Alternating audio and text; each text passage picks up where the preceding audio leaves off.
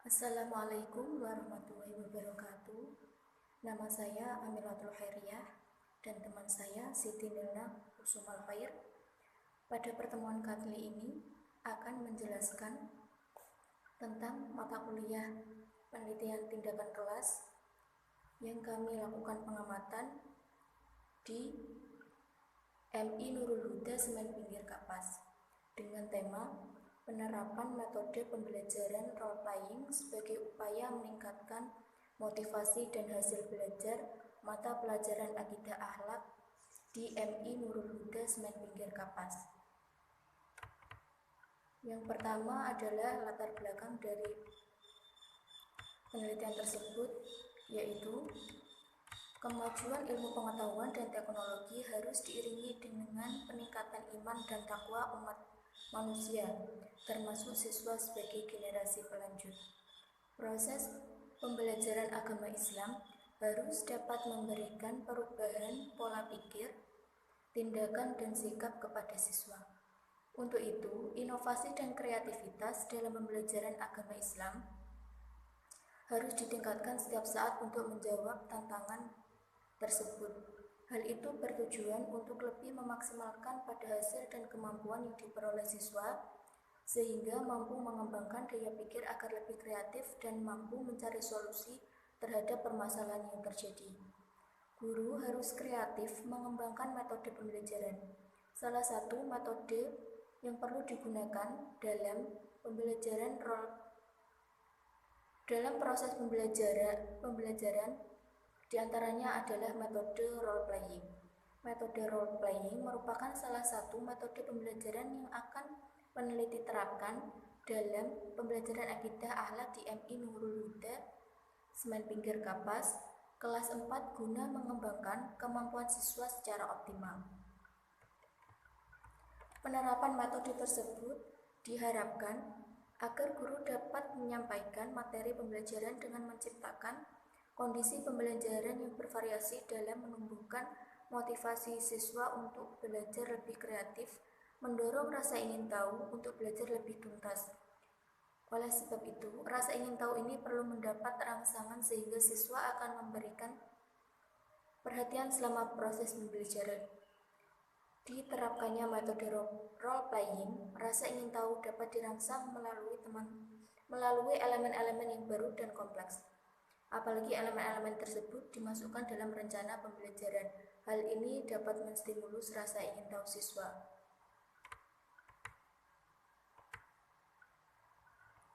Kajian teori yang pertama adalah pembelajaran. Pembelajaran adalah setiap kegiatan yang dirancang oleh guru secara terprogram, berisi urutan perilaku yang dikehendaki, penguatan waktu mempelajari perilaku, dan evaluasi untuk membantu seorang mempelajari suatu kemampuan dan atau nilai baru. Yang kedua, metode pembelajaran role playing. Metode role playing dalam Kamus Bahasa Indonesia adalah cara kerja yang teratur dan tersistem untuk melaksanakan suatu kegiatan dengan mudah guna mencapai maksud yang ditentukan. Pengertian bermain peran adalah salah satu bentuk pembelajaran di mana peserta didik ikut terlibat aktif memainkan peran-peran tertentu. Bermain pada anak merupakan salah satu sarana untuk belajar. Melalui kegiatan bermain yang menyenangkan, anak berusaha untuk menyelidiki, dan konsep metode role playing ini dikategorikan sebagai metode belajar pengembangan. Yang ketiga adalah motivasi. Motivasi adalah penggerak tingkah laku ke arah suatu tujuan dengan didasari adanya suatu kebutuhan. Motivasi dapat juga dikatakan sebagai serangkaian usaha untuk menyediakan kondisi-kondisi tertentu sehingga seorang itu mau dan ingin melakukan sesuatu, dan bila ia tidak suka maka ia berusaha untuk meniadakan atau mengelakkan perasaan tidak suka itu. Dari uraian di atas, maka dapat disimpulkan bahwa motivasi itu berhubungan erat dengan suatu tujuan.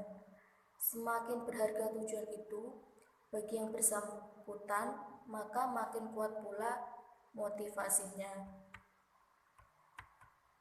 Yang selanjutnya adalah hasil belajar. Sudiana mengemukakan bahwa hasil belajar adalah kemampuan yang dimiliki siswa setelah ia menerima pengalaman belajarnya. Penilaian hasil belajar merupakan upaya untuk mengidentifikasi apakah siswa telah mampu melakukan hal-hal seperti yang dideskripsikan dalam rumusan tujuan pengajaran dan berapa baik mereka melakukannya sebagai hasil belajar setelah mereka menjalani proses belajar selama kurun waktu tertentu. Yang selanjutnya adalah ranah hasil belajar. Menurut Sujana, bahwa dalam sistem pendidikan nasional, rumusan tujuan pendidikan, baik tujuan kurikuler maupun tujuan instruksional, menggunakan klasifikasi hasil belajar dari Benjamin Bloom yang secara garis besar membaginya menjadi 3 ranah, yaitu ranah kognitif, afektif, dan psikomotoris. Yang selanjutnya akan dijelaskan oleh teman saya, yaitu Siti Nirna Kusumal Khoir, yaitu tentang hasil penelitian dan manfaat serta kesan bagi pengembangan pendidikan. Selanjutnya saya akan melanjutkan materi dari Mbak Amilatul Khairiyah. Tadi sudah dijelaskan, saya akan melanjutkan mengenai hasil penelitian. Yang pertama, hasil penelitian dari siklus pertama. Hasil observasi proses pembelajaran. Berdasarkan pengamatan yang telah dilakukan pada pertemuan pertama, siklus pertama, pada hari Kamis tanggal 23 Januari 2020, bahwasanya motivasi belajar dalam diri siswa masih kurang. Siswa kurang merasa tertantang ketika dihadapkan pada masalah baru yang membutuhkan penyelesaian. Kurangnya motivasi ini juga tampak dari aktivitas siswa pada kegiatan pembelajaran materi pokok, taat kepada aturan, dan kompetisi kebaikan sejak dimulai. Hal ini dikarenakan saat pembelajaran akan dimulai setengah jam istirahat pertama, masih terdapat beberapa siswa yang belum masuk ke dalam kelas. Terdapat 2 siswa datang terlambat, tidak membawa buku akidah 1 siswa. Bertanya pada guru saat guru menerangkan sebanyak 3 siswa. Tidak memperhatikan saat guru menerangkan sebanyak 3 siswa. Siswa yang mengantuk saat guru menerangkan sebanyak 1 siswa. Membuat kegaduhan pada saat guru menerangkan sebanyak 2 siswa. Dan yang membolos pada saat jam pelajaran sebanyak 1 siswa. Dan yang mendengarkan saat pembelajaran berlangsung sebanyak 7 siswa. Kemudian pada siklus pertama, pertemuan kedua pada tanggal 30 Januari 2020, pada pertemuan kedua ini, guru menyuruh siswa untuk mempresentasikan hasil diskusi pada pertemuan sebelumnya dan diakhiri dengan tes tertulis untuk mengukur tingkat penguasaan materi. Pada pertemuan kedua ini, dilihat dari kondisi kelas, siswa terlihat lebih kondusif dan terdapat siswa yang melakukan aktivitas luar masuk kelas. Sebagian kecil mempersiapkan diri dengan membaca buku dan mempersiapkan alat tulis. Terdapat 4 siswa atau 20% yang gaduh karena tidak menginginkan kegiatan post-tes dilaksanakan pada pertemuan kedua. Dapat dilihat dari hasil pengamatan yang telah dilakukan kolaborator selama proses pembelajaran berlangsung. Dapat dilihat rinciannya, yaitu guru dalam membuat RPP sudah baik, guru dalam membuka pelajaran juga sudah baik, penjelasan tujuan pembelajaran role playing sudah baik, penggunaan media pembelajaran belum optimal. Guru masih kesulitan dalam membuka suasana kondusif. Ini terlihat dari kurang tegasnya guru mengendalikan siswa yang gaduh dan siswa yang meminta izin ke belakang. Guru masih kurang dalam menstimulus siswa untuk menemukan konsep berdasarkan fenomena yang ada. Selanjutnya, pemberian pertanyaan kepada siswa berkaitan dengan pemahaman konsep yang dijelaskan guru sudah cukup baik. Guru dalam pemberian pujian bagi siswa yang menjawab pertanyaan yang diberikan masih kurang. Penyampaian materi oleh guru belum begitu jelas karena suara terlalu pelan. Guru memberikan tugas untuk diselesaikan di rumah sudah cukup baik. Guru mempersiapkan instrumen evaluasi sudah cukup baik. Guru mempersiapkan penekanan pada hal-hal yang penting selama pembelajaran maupun akhir pembelajaran sudah baik. Guru sudah baik dalam menumbuhkan semangat kerja siswa dalam belajar. Guru sudah baik dalam kerjasama dengan kolaborator untuk mengawasi jelasnya tes formatif siklus pertama. Pemberian tes berjalan dengan lancar. Guru menutup pelajaran sudah cukup baik. Nilai tes siswa pada kegiatan pembelajaran siklus pertama ini diperoleh dari pemberian soal tes kepada siswa saat pembelajaran siklus pertama selesai. Dari tes tersebut diketahui bahwa jumlah siswa yang mencapai ketuntasan nilai adalah 60%. Siswa yang belum tuntas dalam pencapaian nilai sebesar 40%. Untuk mencapai keberhasilan siklus pertama, ketuntasan nilai tes siswa harus mencapai indikator yang telah ditetapkan, yaitu sebanyak 90% dari 20 siswa. Hal ini berarti tujuan dari pembelajaran dengan metode role playing pada saat siklus pertama belum berhasil karena nilai tes siswa belum mencapai indikator yang telah ditetapkan, yakni sebesar 60% dari 90%. Kemudian, perolehan nilai tertinggi dan terendah siklus pertama. Nilai tertinggi jumlah nilainya 85. Kemudian jumlah siswanya ada 4. Nilai terendahnya dengan nilai 40, jumlah siswanya 1.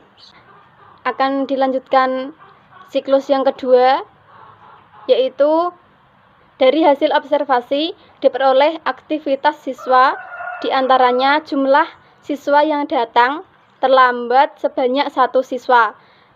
Selanjutnya siswa yang bertanya pada guru saat guru menerangkan sebanyak 7 siswa. Siswa yang menjawab pertanyaan guru sebanyak 7 siswa. Siswa yang tidak memperhatikan guru menerangkan sebanyak 3 siswa, dan siswa yang ramai pada saat guru menerangkan adalah sebanyak 2 siswa. Penilaian kinerja guru oleh guru kolaborasi pada pertemuan kedua dari hasil pengamatan yang dilakukan oleh kolaborator selama proses pembelajaran berlangsung dapat dilihat, yaitu guru dalam membuat RPP sudah baik. Guru dalam membuka pelajaran juga sudah baik. Penjelasan tujuan pembelajaran role playing juga sudah baik. Penggunaan media pembelajaran juga sudah cukup optimal. Guru sudah cukup mampu dalam membuat suasana yang kondusif. Guru sudah baik dalam menstimulus siswa untuk menemukan konsep berdasarkan fenomena yang ada. Pemberian pertanyaan pada siswa berkaitan dengan pemahaman konsep yang dijelaskan guru sudah cukup baik. Guru lebih santai dalam memberikan pujian bagi siswa yang menjawab pertanyaan. Guru membutuhkan tanggung jawab kepada siswa dalam belajar maupun penyelesaian tugas atau pekerjaan rumah sudah baik. Dalam mempersiapkan instrumen evaluasi juga sudah baik. Guru dalam memberikan penekanan pada hal-hal yang penting selama pembelajaran maupun akhir pembelajaran juga sudah cukup baik. Guru sudah baik dalam menumbuhkan semangat kerja sama siswa dalam belajar. Guru sudah baik dalam bekerja sama dengan kolaborator untuk mengawasi jalannya tes akhir. Pemberian tes akhir berjalan dengan lancar. Guru menutup pelajaran dengan baik. Nilai tes siswa pada kegiatan pembelajaran siklus kedua ini diperoleh dari pemberian soal tes objektif pada siswa saat pembelajaran siklus kedua selesai. Dari tes tersebut diketahui bahwa jumlah siswa yang mencapai ketuntasan nilai adalah sekitar 90%. Siswa yang belum tuntas dalam mencapai nilai sebanyak 10%. Untuk mencapai keberhasilan siklus kedua, ketuntasan nilai tes siswa harus mencapai indikator yang telah ditetapkan, yaitu sebanyak 90% dari 20 siswa.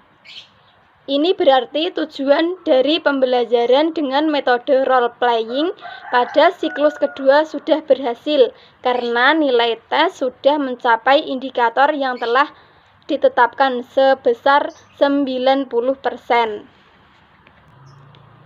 Perolehan nilai tertinggi dan nilai terendah siklus kedua. Nilai tertinggi yaitu dengan nilai 90, jumlah siswanya 4. Dan nilai terendah dengan nilai 50, jumlah siswanya 2. Selanjutnya, manfaat atau kesan bagi pengembangan pendidikan. Setelah melakukan penelitian dengan menggunakan metode role playing ini, terdapat manfaat atau kesan yang dapat diambil, antara lain memberikan motivasi kepada siswa maupun pendidik. 2. Menambah atau memperkaya sistem pembelajaran tradisional. Karena bermain peran menunjukkan bahwa dunia menjadi tempat yang kompleks dengan masalah-masalah yang kompleks pula. Pembelajaran bermain peran lebih mengutamakan nilai rasa, memberikan kesempatan yang lebih luas untuk berbicara. Siswa akan lebih percaya diri. Dan jika digunakan untuk pembelajaran akidah akhlak, terdapat menumbuhkan rasa kedisiplinan yang tinggi terhadap siswa, juga akan meningkatkan sikap kejujuran pada siswa, sehingga pada saat pembelajaran berlangsung, siswa akan terlihat kondusif dan menyenangkan. Sekian presentasi dari kami. Apabila ada yang kurang, saya mohon maaf. Wallahul muwaffiq ila aqwamit thoriq. Wassalamualaikum warahmatullahi wabarakatuh.